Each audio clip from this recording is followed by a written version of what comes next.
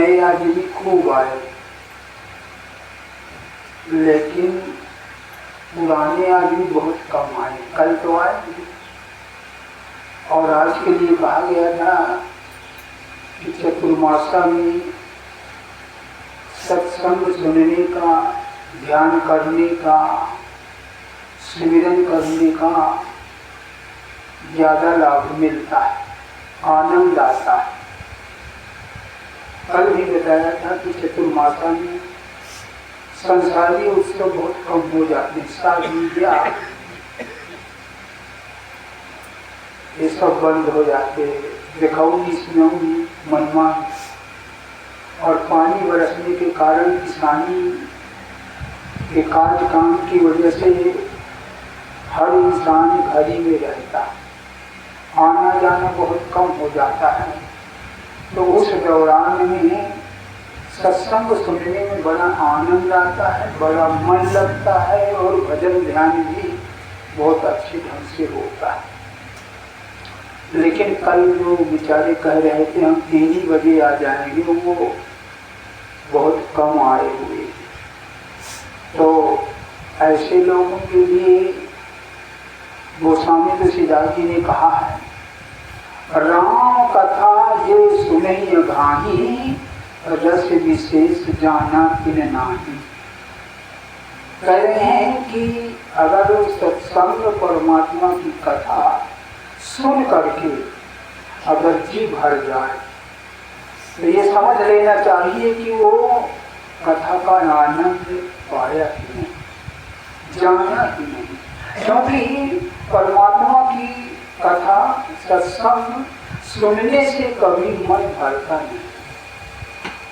लेकिन हालत वो है, हमारे गांव में एक ऐसा परिवार था और वो परिवार ठाकुरों का था। तो उनकी बताते हैं कि 3-4 पीढ़ियों से कोई पढ़ा लिखा नहीं हुआ था। 3-4 पीढ़ी के बाद 3-4 पीढ़ी के बाद एक लड़का स्कूल जाने लगा। संयोग ऐसा बना कि हमारे ही साथ था, तो हमसे उससे बातचीत हो जाती थी। तो हमारे गांव में कुछ लोग जो है शाम को रामायण पढ़ा करते थे, तो उसे भी शौक चढ़ा कि मैं भी रामायण पढ़ूं। तो उस समय वो 12 आना का गुटका मिलता था रामायण का, तो 12 आना का गुटका लाया और रोज शाम को वो पढ़ने लगे।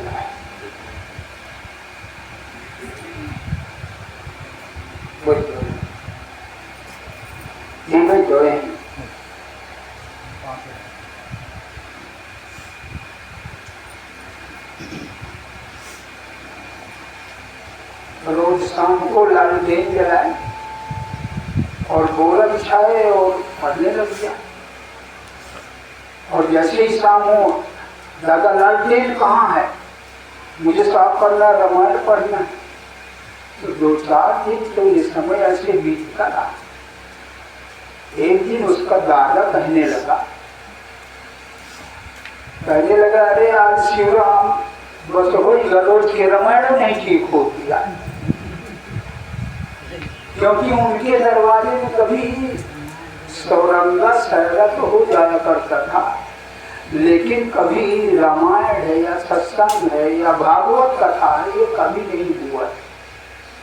तो वो कहने लगा उसका दादा, यार रोज के रामायण नहीं ठीक होती है। तो कभी कभी मुझे ऐसे लगता है कि हम सबको ऐसे लगता है कि रोज का सत्संग वो भी ठीक है। और अगर ऐसी भावना आती है तो ये समझ लेना कि हम सत्संग का मतलब ही नहीं जाना। और कारण और एक कारण ये है कि सत्संग में आने से कुछ कसौटियां होती, कुछ कसौटी होती है, तो उसमें मन का घिराव होता है, तो उससे भी मन कतराता है। जैसे उदाहरण के लिए एक बार एक आदमी गया महात्मा के पास और कहने लगा, महाराज मुझे अपना शिष्य बना लीजिए। तो कहने लगा, ठीक है बना लूंगा, लेकिन कुछ शर्तें ही मेरी। कहने लगे, वो कौन सी शर्त है? शर्त ये है कि सबसे पहले तो मांस खाना छोड़ दे।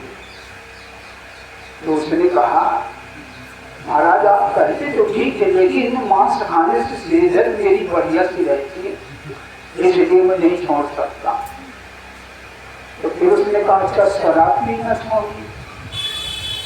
तो कहने लगा, शराब भी नहीं छोड़ सकता हूँ, क्योंकि जब मैं शराब पी लेता हूँ तो मैं और त्रस्त हो जाता हूँ, मेरा मन काम करने लग जाता है, इसलिए मैं नहीं छोड़ सकता। तो महात्मा ने कहा, अच्छा झूठ बोलना छोड़ दे।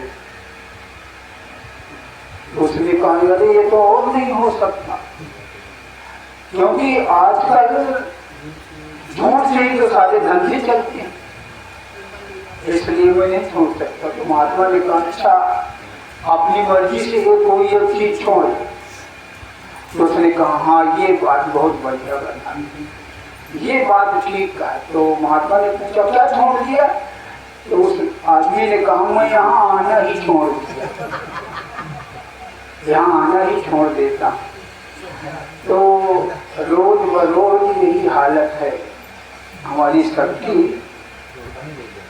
क्या जाना है सत्संग में, जबकि महापुरुष कहते हैं कि संसार में अगर सबसे दुर्लभ और सबसे बड़ा लाभ, सबसे दुर्लभ सत्संग और सबसे बड़ा लाभ सत्संग, और कुछ नहीं है इसके अलावा। शंकर जी कहते हैं, गिरजा संत समागम समनला विकचुआन, अभी हरि कृपा न हो सो गाँव ही से पुराण। शंकर जी से कहते हैं, पार्वती से देव उमा, सत्संग के मुकाबले संसार में कोई लाभ नहीं, और सबसे दुर्लभ ही है। रामायण में गोस्वामी तुलसीदास जी के माध्यम से पता चलता है, सत्संगत दुर्लभ संसारा, दंड भरे गंवारा। खूब सोच समझ करके, खूब सोच समझ करके कह रहा हूँ कि अगर कोई चीज दुर्लभ है तो मात्र सत्संग दुर्लभ, और कुछ भी दुर्लभ नहीं है। कोशिश करने पर हर चीज प्राप्त हो जाएगी, लेकिन अगर दुर्लभ है तो मात्र सत्संग दुर्लभ,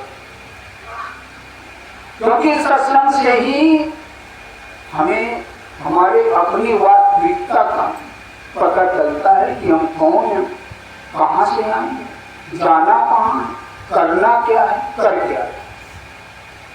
इसका पता सत्संग से चलेगा। इसलिए कहा है, बिन सत्संग विवेक न हो, और राम कृपा बिन सुलभ रसो। जब तक परमात्मा की कृपा नहीं होगी तब तक सत्संग भी नहीं मिलेगा। क्योंकि कहा एक जगह और, जब द्रवई दीन दयाल राघो साध संगत पाइए। कहते हैं जब परमात्मा की बहुत बड़ी असीम दया होगी, कृपा होगी, तब जाकर के हमें सत्संग मिलेगा। आजकल झूठ का बहुत बड़ा पसारा है, और हम एक दूसरे सभी कहते हैं, यार बहुत झूठ बोलता है, बहुत झूठ बोलता है। उसका दोष नहीं है, उसका दोष नहीं है, ये युग ही ऐसा चला आ रहा। सतयुग में छल कपट झूठ का नाम मात्र था। सतयुग में नाम मात्र। लोग जितनी बड़ी तकलीफ में पड़ जाए, लेकिन अपनी ईमानदारी और झूठ छल कपट नहीं करते। जैसे हरिश्चंद्र के ऊपर कितनी बड़ी आपदाएं विपदाएं आई, लेकिन वो अपने सत्य पर अड़िग रहे, इसलिए वो सत्यवादी कहलाए। ये आगे था, ऐसा नहीं है कि बिल्कुल नहीं था, लेकिन नाम मात्र, लेस मात्र का था। त्रेता में 25% झूठ का पसारा हो, झूठ का त्रेता, और अच्छे अच्छे छल कपट झूठ किया। जैसे रावण है, बहुत बड़ा विद्वान था, लेकिन नकली साधु का भेद बना के सीता को ले गया, और राम ने कोई कम नहीं किया। आखिर बाली को छल से ही तो मारा, बाली को छल से ही मारा, और छल से सोने को, मृग को भी मारा। कहने का भाव 25% छल कपट झूठ त्रेता में आ गया। फिर 50% द्वापर में छल कपट। महाभारत में आपने सुना देखा कि कौरव और पांडवों के बीच में जब जुआ हुआ तो छल ही तो हुआ, धोखा हुआ। पासा फेंकते थे, छल से फेंकते थे, और द्रौपदी को भी हार डाला। जब महाभारत में युद्ध हुआ तो कौन, कृष्ण, जितने भी उसमें के सदस्य कह दीजिए, छल कपट कूट कूट करके भाग गया। जैसे अश्वत्थामा को मारा जब, यानी द्वापर में 50% हो गया। अब कलयुग में तो 75% छल कपट झूठ, 75%। 25% है सत्य है, छल कपट कपटारा, मात्र 25% सत्य है। और आप देख रहे होंगे जिनके बाल सफेद हो गए, मैं उनसे कह रहा हूं, अपने बचपन में देखते होंगे कि जब हमारे गांव का कोई आदमी बाजार जाता था तो पूरा मोहल्ला जान जाता था कि आज अमुक आदमी बाजार गया। बहुत से लोग तो एक एक पैसे, दो दो पैसे का, एक एक आने का, दो दो आने का सामान मंगाया करते। पड़ोसी के बच्चों को जूता चप्पल मंगाया जाता था। आज कोई बाजार जाता है तो घरी वालों से पूछो, चलो मोहल्ले वालों को नहीं पता तो घर वालों से पूछो तुम्हारे पिताजी कहाँ गए हैं, तो एक ही जवाब आएगा, पता नहीं। तुम्हारे पिताजी कहाँ गए हैं, पता नहीं।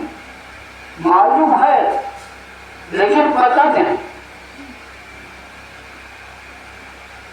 घर का सदस्य और भी कोई काम करते हैं, पुराने जमाने में हमारे बचपन में पूरा मोहल्ला जान जाता था, आज फलाने घर में ये काम होगा, लेकिन आज किसी को पता नहीं चलता।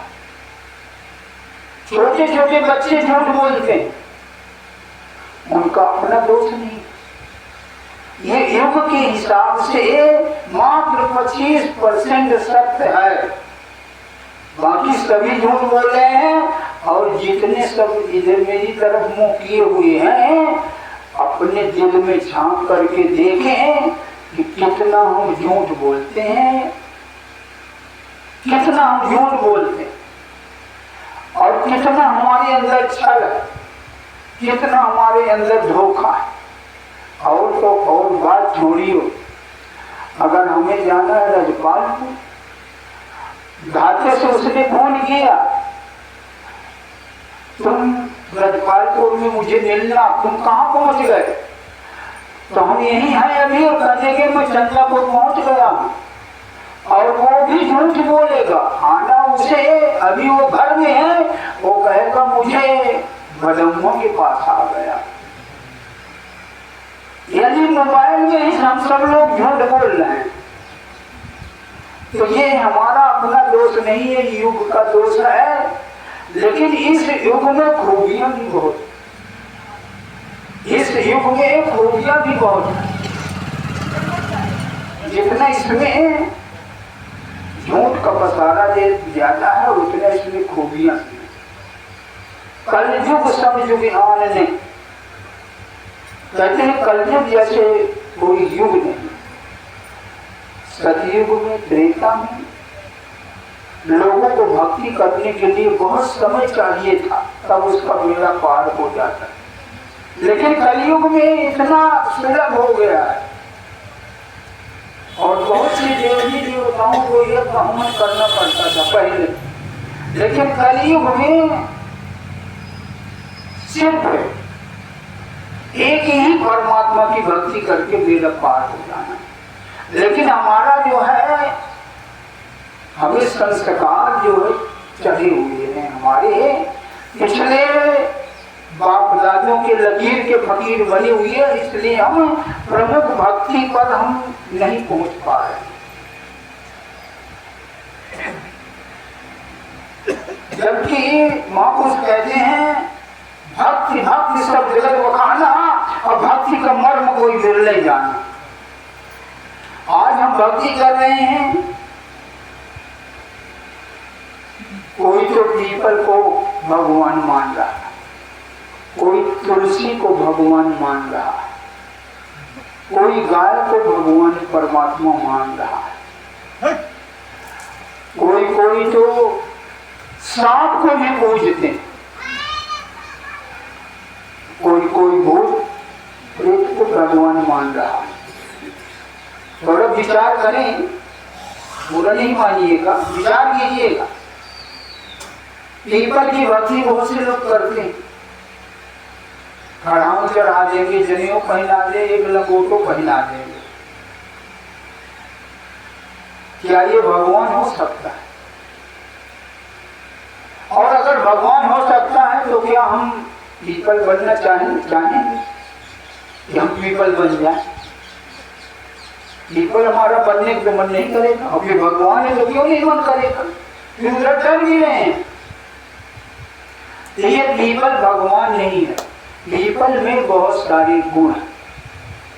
गुण क्या है? पहली बात तो पीपल 24 घंटे ऑक्सीजन देता और बहुत सी दवाओं में, जड़ी बूटियों में पीपल का प्रयोग होता है। और इसी तरह तुलसी भी है। तुलसी 72 लोगों को खत्म करने की क्षमता रखती है, इसलिए वो आदरणीय है, पूजनीय। इसी तरह वो पीपल भी आदरणीय है, पूजनीय है। लेकिन अगर कोई कहे कि ये भक्ति है तो ये भक्ति नहीं। कोई भूत प्रेत को पूजता है, कोई भैरव को मानता है, कोई दूल्हा को मानता है, कोई मरही कोई तिरही, किसी को सभी पूजते हैं। तो ये भी संतों महापुरुषों की भाषा में ये सब भूत है, ये सब भूत है। ये देवी देवता नहीं है। देवी एक है जिसको आदिशक्ति की जरूरत है, और देवता शंकर ब्रह्मा विष्णु, इनको देवता कहा गया है। तो ये इसलिए अब पीपल की हम भक्ति करें, थोड़ा सा विचार करें। हम 5 तत्व के प्राणी हैं, इंसान में 5 तत्व, अब पीपल में मात्र 1 तत्व, तुलसी में 1 तत्व, और हम 5 तत्व के प्राणी हैं। हम उसको सिर झुकाए तो कितनी हमारी बेवकूफ। ये तो वैसे ही हो गया कि जैसे हमारे घर में नौकर है और हम रोज नौकर को सलाम करें और नौकर से पूछें आज क्या करें मालिक, आज क्या करें साहब। तो ये हमारी कहाँ की बुद्धिमत्ता है। इसी तरह तुलसी में 1 तत्व का प्राणी है, तो उसकी हम पूजा करें। 5 तत्व के प्राणी हम, और 1 तत्व के प्राणी को खुदे हम भगवान माने, तो कहाँ की बुद्धिमत्ता है। विचार करें। और फिर ये देवी देवताओं को भूत प्रेत पूजने से, अगर हम भूत प्रेत को पूजेंगे तो हम भूत ही बने। जितने नौकिया होता है आपने सुना, कोई नौकिया मर जाता है तो बाद में वो भी भूत बन जाता है और वो भी अगुवाने लग जाता है। और जिसके सिर में आता है वो कहता है गुरु बाबा आ गया। बहुत हुक्का पीते थे, बहुत गांजा पीते थे, बहुत शराब पीते थे, बहुत बीड़ी पीते थे, तो बीड़ी सुलगा के दे देंगे, चिली भर के दे देंगे, हुक्का भर के दे देंगे, दारू का पैक दे देंगे, क्योंकि गुरु बाबा है, बना भूत है और कहेंगे गुरु बाबा आ गया। तो जितना हम इनकी पूजा करेंगे हम निचले दर्जे में जाएंगे।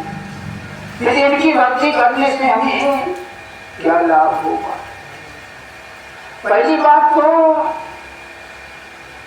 हमें ये पता ही नहीं है, जिनकी हमने भक्ति कर रहे हैं इनको कभी हमने देखा नहीं। कोई शंकर ब्रह्मा विष्णु भक्ति कर रहा है, दुर्गा की भक्ति कर रहा है,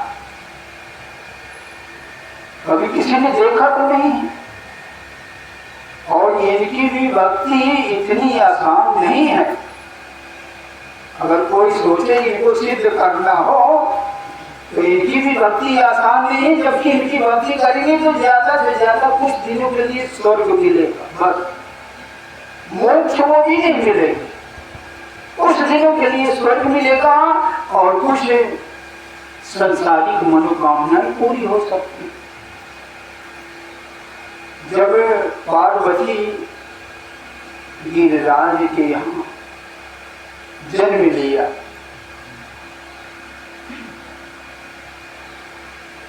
तो हिमाचल को अपने अनेक रूपों के दर्शन कराया, अनेक रूपों के दर्शन कराया।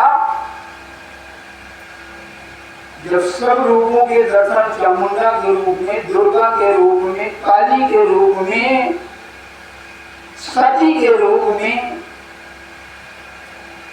तमाम रूपों में जब दर्शन कराया, जब सबके दर्शन हो चुके तो हिमाचल ने कहा बेटी सभी के तो दर्शन करा दिया, लेकिन अब मुझे उस ब्रह्म के भी दर्शन कराओ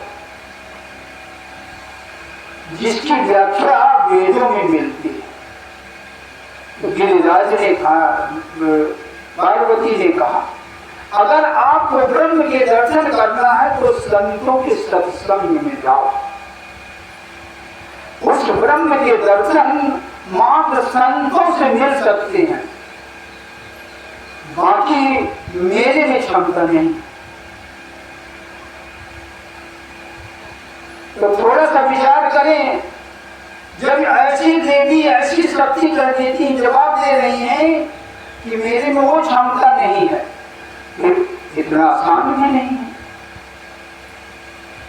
अगर किसी को कोई सिद्धि मिल भी गई तो ज्यादा से ज्यादा कुछ दिनों के लिए, 1000 वर्ष के लिए, 2000 वर्ष के लिए हमें स्वर्ग मिल जाएगा, लेकिन मोक्ष नहीं मिलेगा। इसी तरह एक छोटा सा उदाहरण है, अगर ये सिद्ध भी हो गए और ये सिद्ध होकर के थोड़ी बहुत मनोकामनाएं पूरी होगी और वो हमारे ही द्वारा करवाएंगे। जैसे उदाहरण है समझने के लिए, एक बार एक भक्त था हनुमान जी का,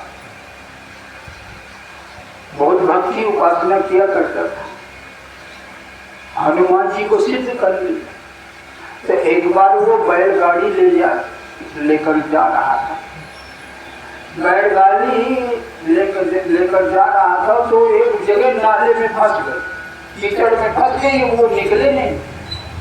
वहीं पर बैलों को घेर दिया और मेड़ में बैठ गया, हनुमान जी का आवाहन करने लगा, प्रार्थना करने लगा। हनुमान जी प्रकट हो गए, कहने लगे हाँ बेटा क्या बात है? कहने लगा बाबा जी ये मेरी बैलगाड़ी फंस गई, इसे निकालो। तो हनुमान जी भी कहने लगे बेटा एक बात है, अगर तुम्हारी ये बैलगाड़ी हम निकालने लगे ना और ये काम हम करने लगे तो ये समझ लेना कि हमें कभी भजन करने की फुर्सत नहीं मिलेगी। कोई तो अरहर कटवाएगा, कोई गेहूं कतरवाएगा, कोई लैना लगवाएगा, कोई कहेगा चलो हमारी कटिया कतरो।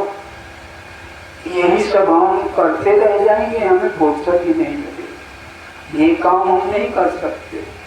हनुमान जी ने कहा तुझे एक युक्ति बता रहा, उठ खड़ा हो, धोती समेट और पूरी ताकत से बैलगाड़ी में धक्का लगा, बैलों को ललकार, तब जाकर के मेरी ताकत तेरे शरीर में प्रवेश होगी, तब जाकर के बैलगाड़ी निकलेगी। कहने का भाव ये हमारी कोई इच्छा भी पूरी अगर करेंगे तो हमारी ताकत के अनुसार वो पूरी करेंगे बस। इसलिए महापुरुष कहते हैं, गुरु नानक साहब ने कहा है, एक परमात्मा भक्ति कीजिए, एको सुमिरिए नाम का जलधर रहे समाय, और दूसरे का सुमिरिए जन्म में से मर जाए। कहते हैं दूसरे की भक्ति करेगा तो जन्म मरण खत्म नहीं होगा, जन्मेगा मरेगा, जन्मेगा मरेगा। इसलिए एक ही परमात्मा का, एको सुमिरिए नाम का, एक परमात्मा। वो कौन सा एक परमात्मा? बाह्य गुरु। कोई बाह्य गुरु कह दिया, कोई अल्लाह ताला कह दिया, कोई नाम कह दिया, कोई शब्द कह दिया, कोई नाम कह दिया। उस एक परमात्मा को, एक ताकत को अगर सोचे कि अरे ये सब ब्रह्मा विष्णु शंकर सब बेकार हैं, पहली बात तो हम ये विचार करें, इस ब्रह्मांड में करोड़ों ब्रह्मा, करोड़ों विष्णु, करोड़ों समुद्र, करोड़ों चंद्रमा, करोड़ों सूरज हैं, करोड़ों करोड़ों। बड़ा अटपटा लग रहा होगा, बड़ा अटपटा लग रहा, जबकि ये ब्रह्मांड रामायण में मिल रहा है। रामायण हम अखंड रामायण तो करवाते हैं, लेकिन कभी उसको पढ़ने पलटते चले जाते हैं, कभी विचार नहीं करते कि आखिर इसमें लिखा क्या। इस ब्रह्मांड में करोड़ों सूरज हैं, करोड़ों चंद्रमा है, करोड़ों ब्रह्मा है, करोड़ों विष्णु है, न मालूम कितने हनुमान। एक छोटा सा उदाहरण समझने के लिए, एक बार एक जगह रामायण हो रही, तो वहीं पर हनुमान जी भी दूसरा भेष बनाकर रामायण सुन रहे। तो रामायण पढ़ने वालों ने कथा में कह दिया कि हनुमान ने लंका को खूब से उड़ा दिया और आज तक पता नहीं लगा कहाँ गायब हो गई। तो हनुमान जी वहीं बैठे थे, तो सुनक गए, बता लंका को मैंने जला दिया, और ये कह रहे हैं हनुमान ने लंका को खूब से उड़ा दिया। तो हनुमान जी को बड़ा आश्चर्य हुआ और गुस्सा भी आया। हनुमान जी सीता जी के पास पहुंचे, कहने लगे देखो माता जी, आजकल ये जो कथा सत्संग भागवत सब कर रहे हैं वो झूठ बोलते हैं, बड़ा पक्षपात करते हैं। कहने लगे क्या बात हुई? कहने लगे तुम्हें तो मालूम है ना कि मैं लंका को अग्नि से जला दिया है।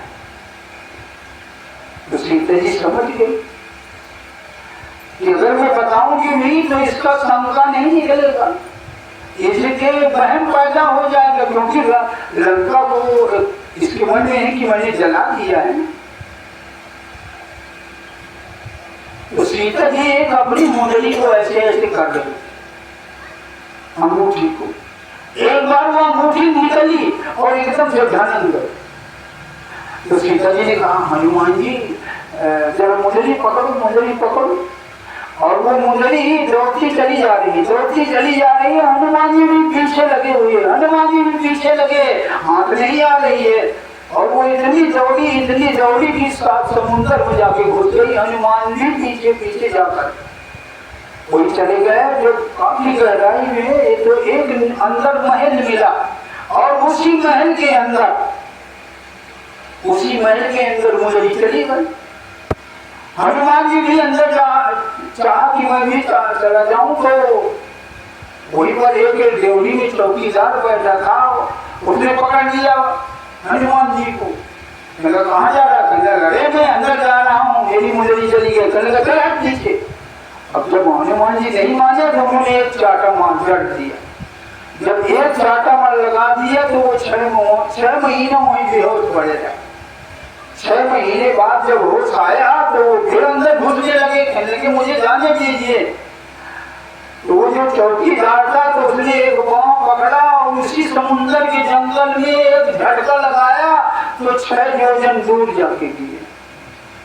6 योजन जाके दूर गिरे और 6 महीना बेहोश पड़े रहे। जब होश आया तो कान भट आया और उस चौकीदार के पास पहुंचे। कहने लगे भाई तू पहले मुझे ये बता, मैं आज तक किसी को अपने मुकाबले में योद्धा नहीं समझा और तुम मुझे पांव पकड़ के झटक दिया, 6 योजन में जाके गिरा। तुम पहले ये तो बताओ तुम्हारा नाम क्या है, तुम हो कौन? तो चौकीदार ने कहा मैं हनुमान हूँ। हनुमान? कहने लगा हनुमान तो मैं हूँ, तू कौन सा हनुमान? कहने लगा मुझे क्या मालूम तू कौन सा हनुमान, मैं अपना नाम जानता हूँ कि मैं हनुमान हूँ। तो हनुमान जी ने पूछा अच्छा ये बताओ कि लंका को कैसे तुमने जलाया? कहने लगा लंका को क्या मैं जलाया, लंका को तो मैंने फूंक दिया और पता नहीं जब कहाँ जाके गिरी, कहाँ जाकर के गिरी। तब जाकर के मैं बैठ जा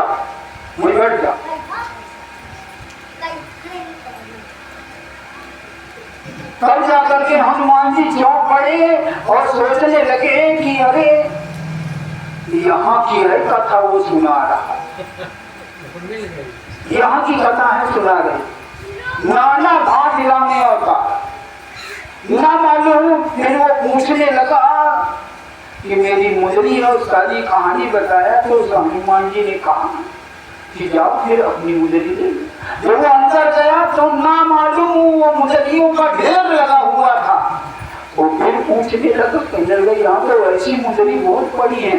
कहने लगे इतने राम हुए, इतने हनुमान हुए, नाना भांति राम उठाया।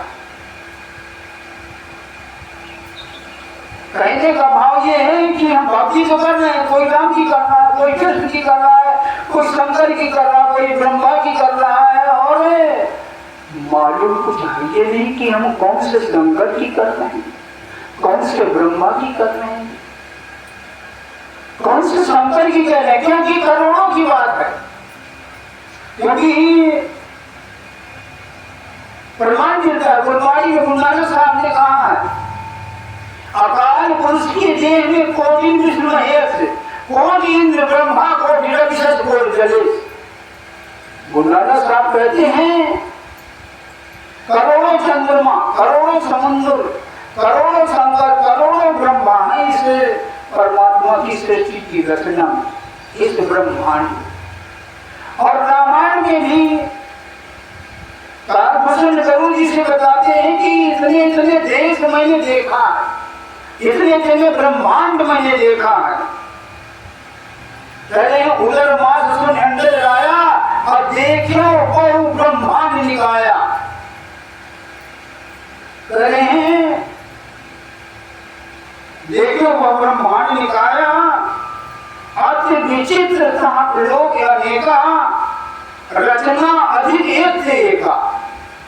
कह रहे हैं इस ब्रह्मांड में ऐसे ऐसे देश है, करोड़ों अरबों हैं और एक से एक रचना है, एक से एक खूबसूरत बने हुए हैं। कोटि चक्रवालन गौरीसा अग्नित उर्गन रजनीसा, यानी अनगिनती सूरज है, अनगिनती चंद्रमा है। अग्नित लोक वाणिज्यम काला, अग्नित भूधर भूमि विशाला। कहते हैं अनगिनत ऐसे धरतियां हैं, अग्नित लोक वाणिज्यम काला, अग्नित भूधर भूमि विशाला। सागर सरिसर विधि अपारा, नाना भांत विशिष्ट विस्तार। कहते अनगिनती है। लोक लोक प्रतिभिन्न विधाता, हर एक लोक में एक ब्रह्मा है, एक विष्णु है, एक ब्रह्मा है, एक समुद्र है, एक चंद्रमा है। हर लोक में लोक लोक प्रतिभिन्न विधाता, भिन्न विष्णु की उमन दिखता। नर गंधर्व भूत बैताला, किन्नर निश्चर पशु खग ब्याला। और साथ में कह रहे हैं एक एक ब्रह्मांड में रहूं वर्ष सदेक। कह रहे एक एक ब्रह्मांड में मैं 100 बरस रहा हूं, सब मैंने देखा है। एक एक ब्रह्मांड में रहूं वर्ष एक, ये चीज देखकर फिरो में अंडकता अनेक। जो नहीं देखा ना ही सुना, जो मन न समाये, सभी अनुभव देखा हूं बरन कौन मिल जाए। कहता बताते नहीं बनेगा। किस तरीके से मैं उनका वर्णन करूं, इतने मैंने देखा। रोम रोम ब्रह्मांड में, गोस्वामी तुलसीदास जी कहे रोम रोम ब्रह्मांड में देखत तुलसीदास, अभी देखे कैसे को सुन माने विश्वास। गोस्वामी तुलसीदास जी अपना निज का अनुभव बता रहे हैं कि रोम रोम ब्रह्मांड में इतने ब्रह्मांड देखा जितने शरीर में मोर रोए मेरे रोए, और हमारे शरीर के अंदर रोए 33 करोड़ होते। 33 करोड़ हमारे शरीर के अंदर रोए होते हैं। इतने ब्रह्मांड में देख डाला, और बिन देखे कैसे वो सुन माने विश्वास। और इसका कोई साथ में ये भी कह रहे हैं कि अगर मैं किसी से बताऊंगा कि इतने ब्रह्मांड है, इतने शंकर है, इतना ब्रह्मा, इतने ब्रह्मा है, तो किसी को विश्वास नहीं आएगा। और अगर देख लेगा तो विश्वास हो जाएगा।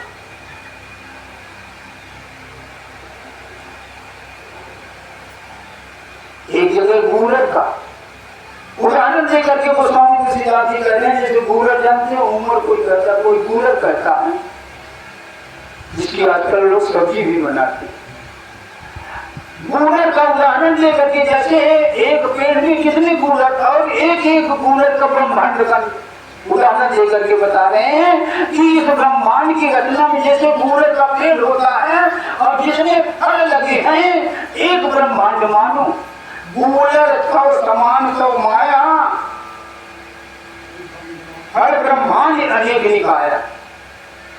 एक एक फल का उदाहरण दे रहे हैं कि एक फल का उसे एक ब्रह्मांड मानिए, एक ऐसा देश मानिए।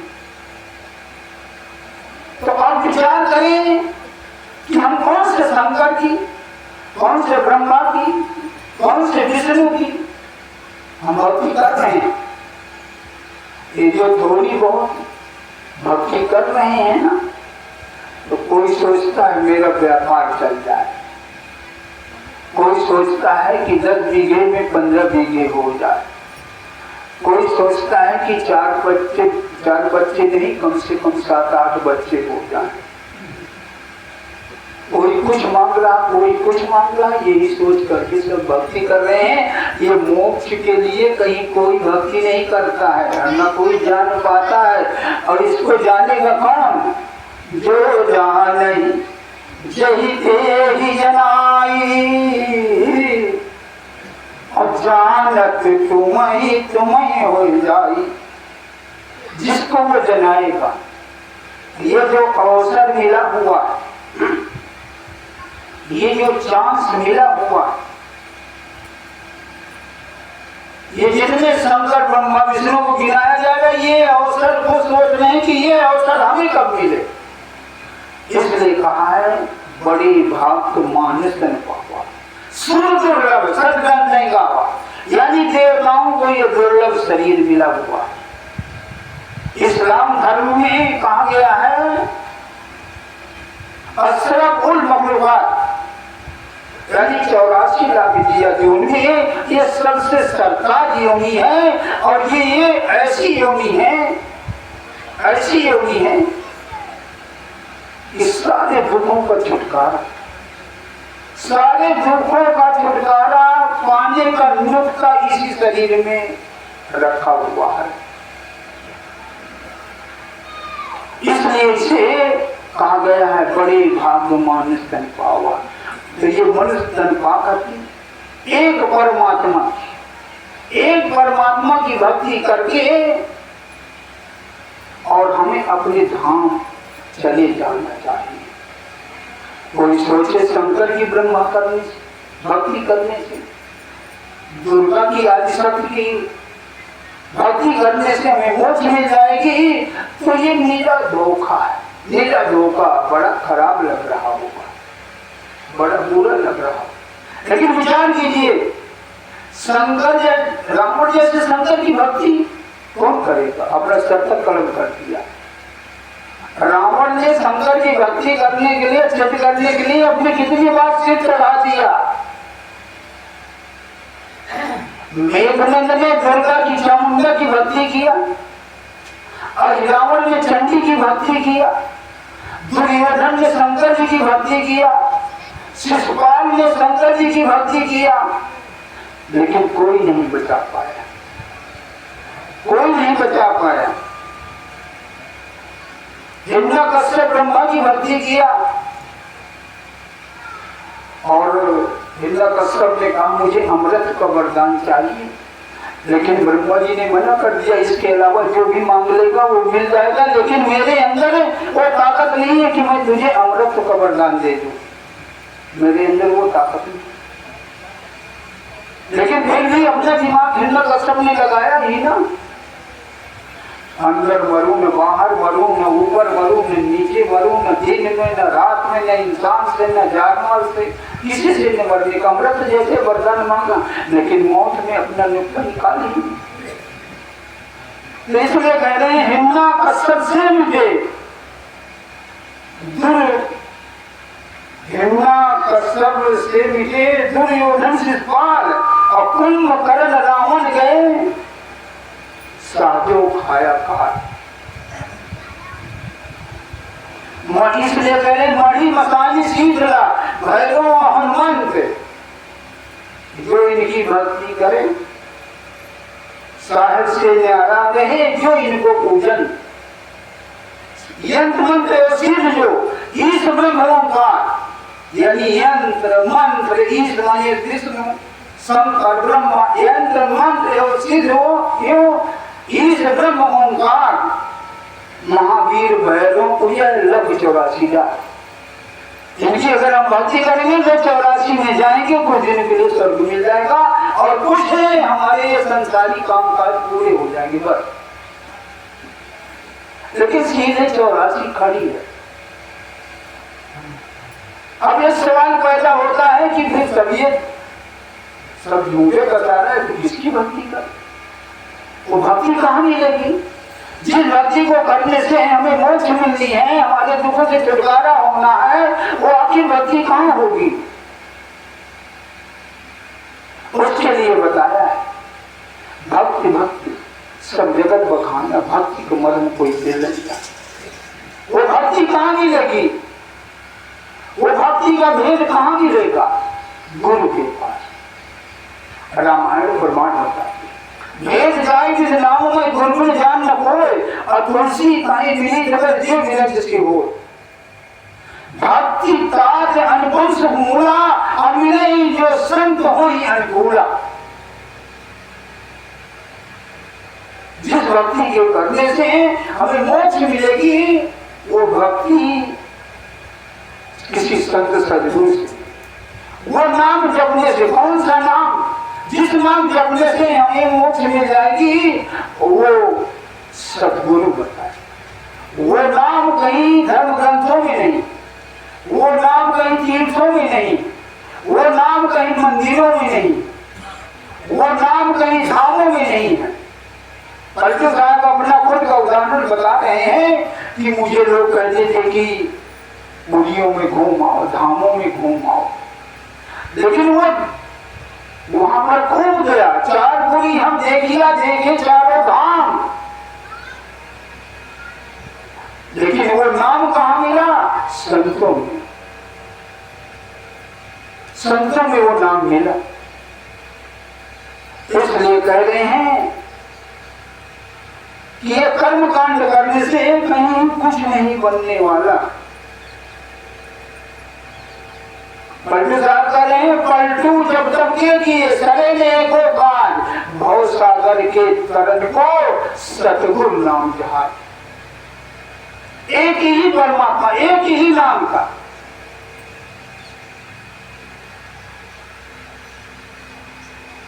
और इसी बात को इस्लाम धर्म में भी कहा, ला इलाहा इल्लल्लाह मुहम्मद रसूलुल्लाह। नहीं है माबूद कोई माबूद अल्लाह ताला के, हजरत मोहम्मद सल्लल्लाहु अलैहि वसल्लम रसूल। यदि एक कलमा, जैसे हम नाम कहते हैं, वो नाम को कलमा कहा। और वो भी कह रहे हैं वो मक्के मदीने में नहीं है, वो मक्के मदीने में नहीं है, कुरान में नहीं है, मजार में नहीं है, मस्जिद में नहीं है। बुल्ले साजी कह रहे हैं, ना खुदा मस्जिद मिलता, ना खुदा किताबा, ना खुदा कुरान किताबा, ना खुदा नमाजे। बुल्ले शाह जब मुर्शिद मिले छूटे सब प्रकार के।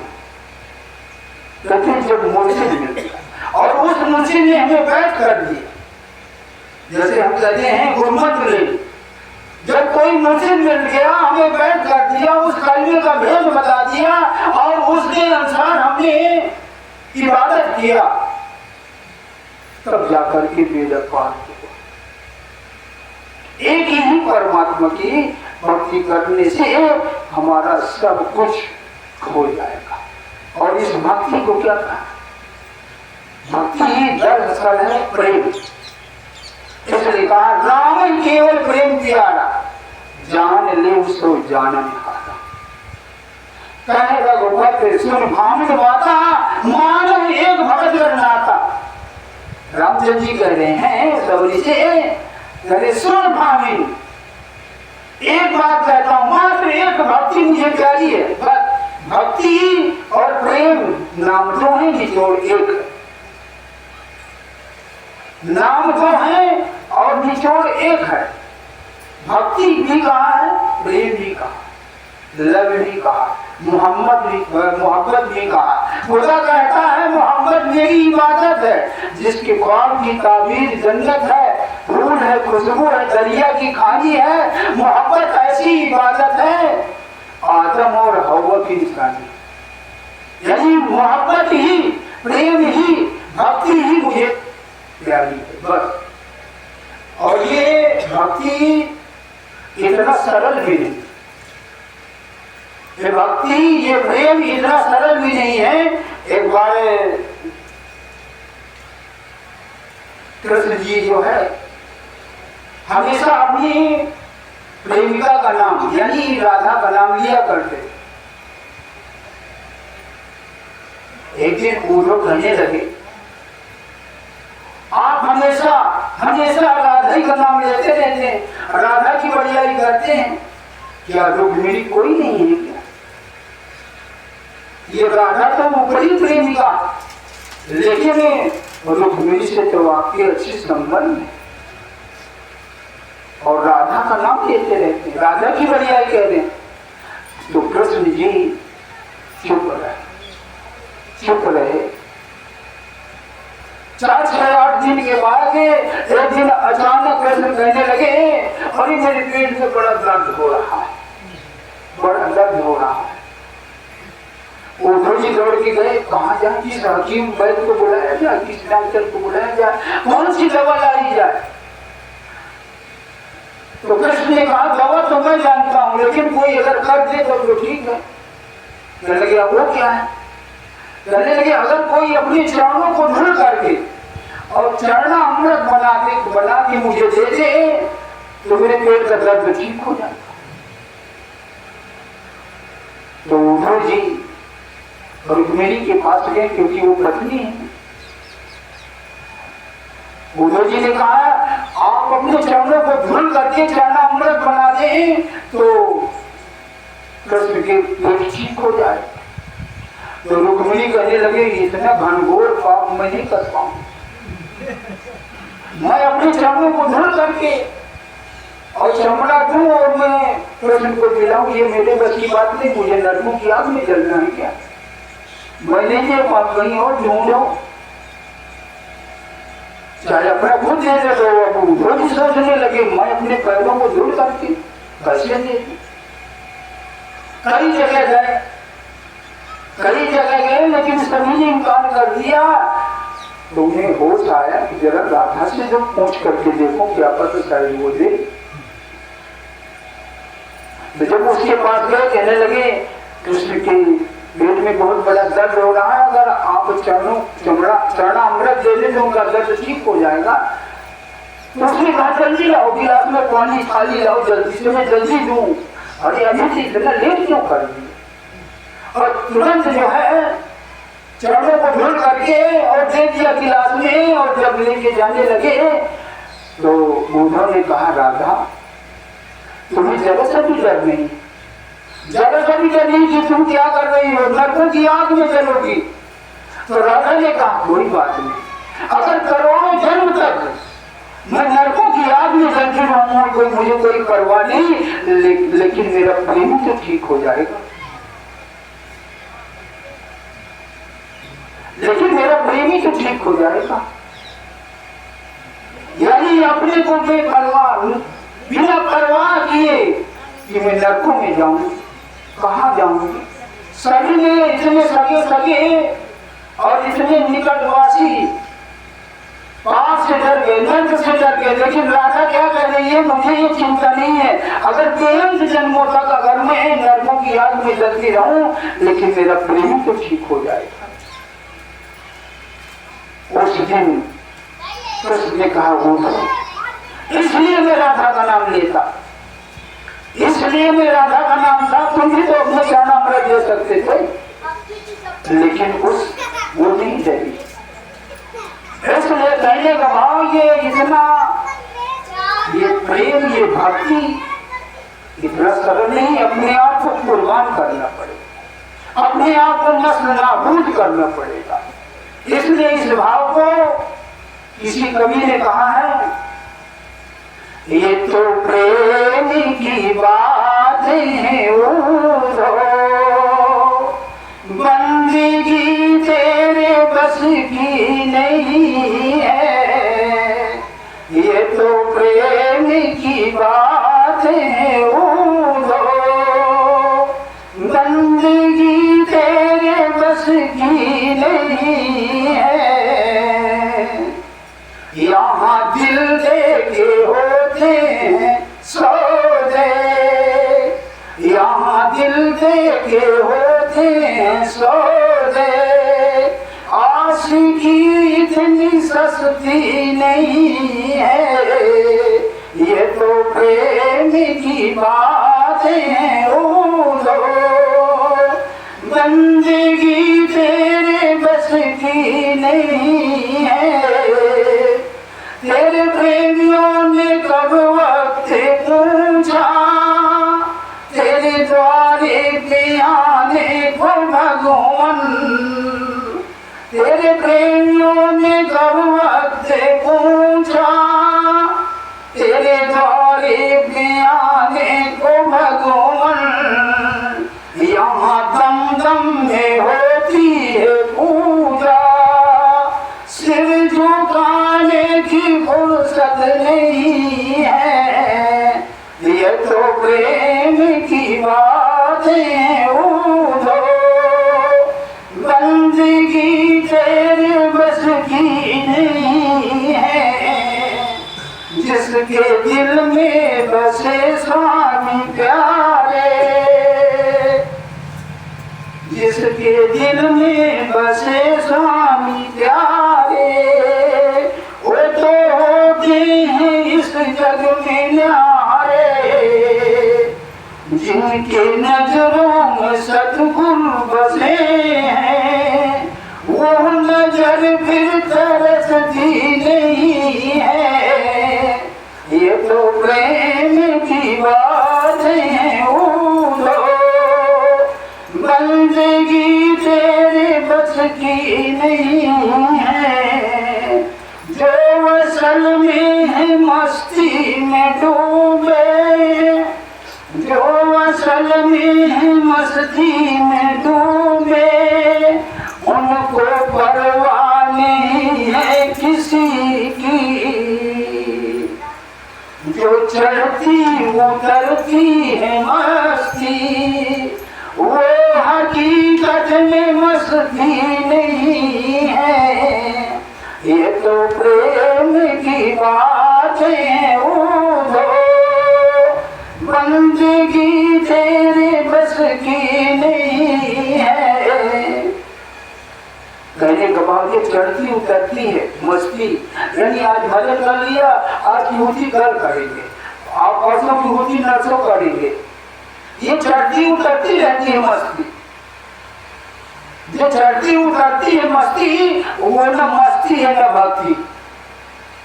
इसलिए महापुरुष कहते हैं साधु की संगत, औरत का नखरा पहले तो नीक लागे, बाद में अखरा।